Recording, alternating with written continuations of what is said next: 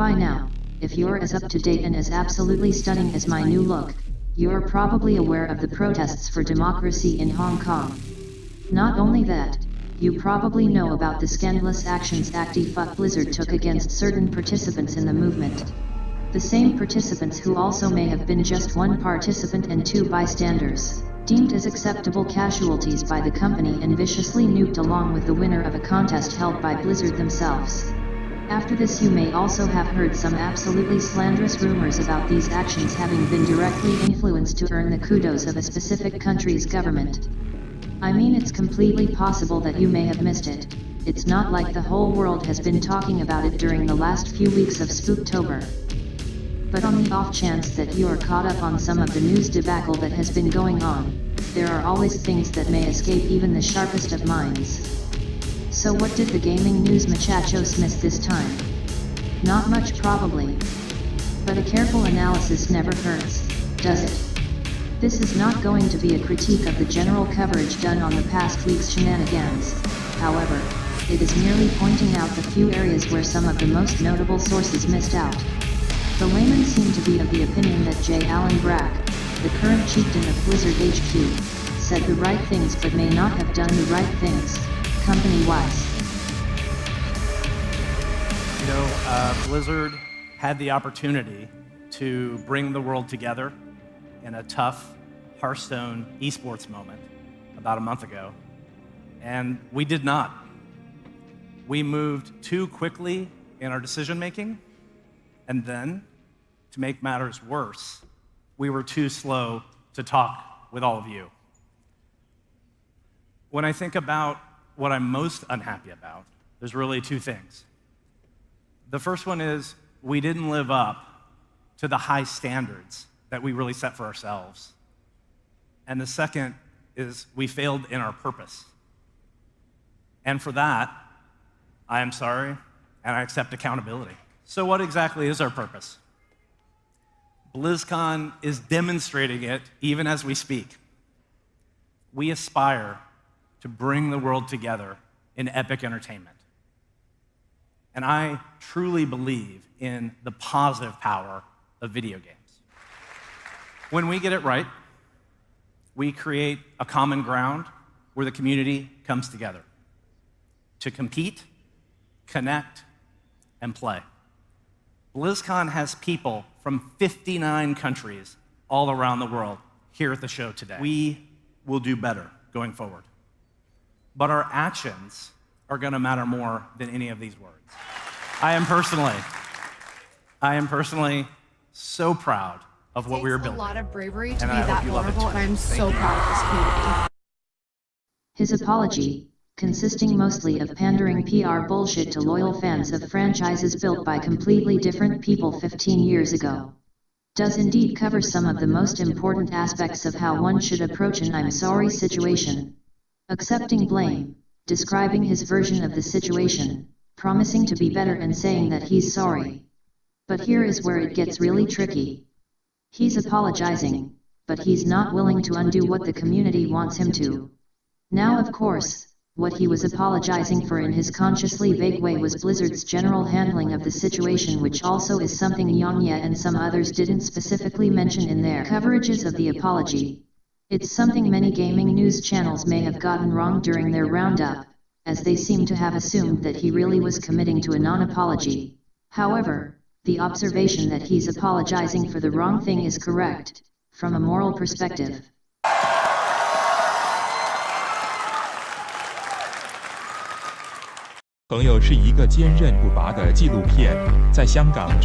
It has by now been almost definitely proven that Blizzard's decision was indeed influenced by big China monies. Especially after deconstructions of PC Gamer's interview with Brack and their previous censorship of a coach in the Overwatch League due to tweets in solidarity with the Blitzchung situation.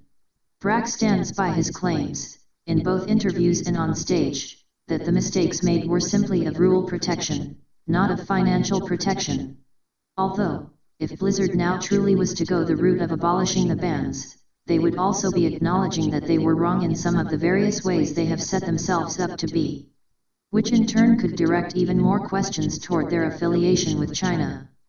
Something spelling worse for the situation is the fact they already have done away with half of the ban, as well as the removal of the prize money, by itself a massive walkback, which in turn would make a second move terrible.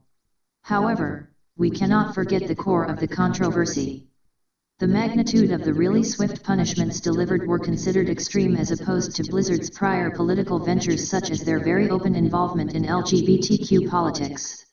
If anything, Blizzard should have either not delivered any punishment whatsoever, or one that actually was proportional to what people would have expected. Akin to what Legacy proposed in one of his videos. It truly is a precarious position they have put themselves in accordance with the alleged mere 5% ownership of stocks relating to Tencent as opposed to Epic Games' 40%. Now, on to Overwatch.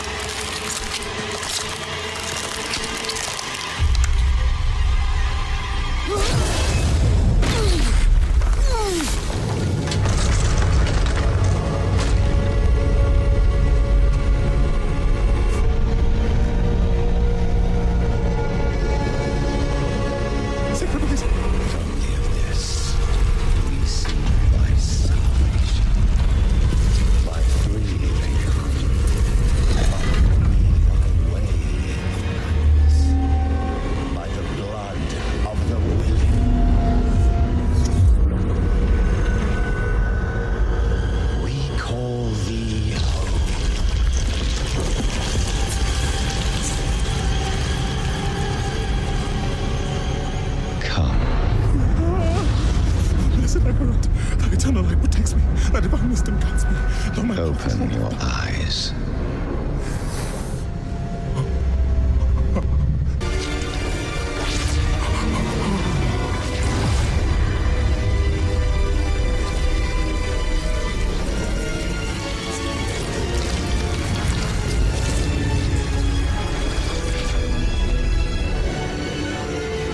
Hail, daughter of hatred. Creator of sanctuary.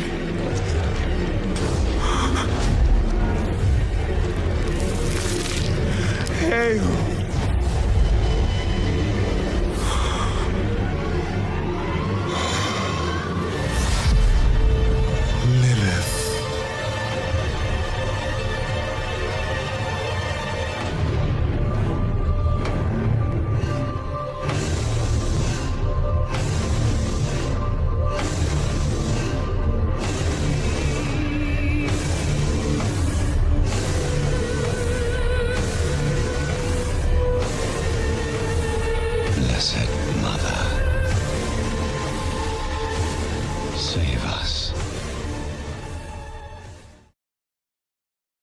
Yang Yat, awesome guy, huge respect. Gonna Yang out at the end of this video made some terrifyingly submissive assumptions toward the customer friendliness of Overwatch 2, and it's something that's very important to mention as to not downplay the ramifications of Blizzard's questionable decisions.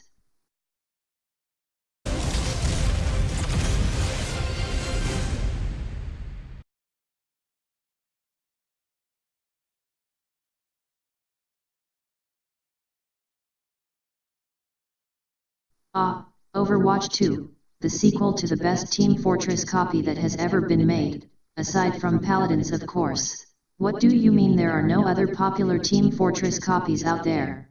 Few maps at launch, what are you talking about? Only 3 game modes? Hey! This sure sounds like heresy to me.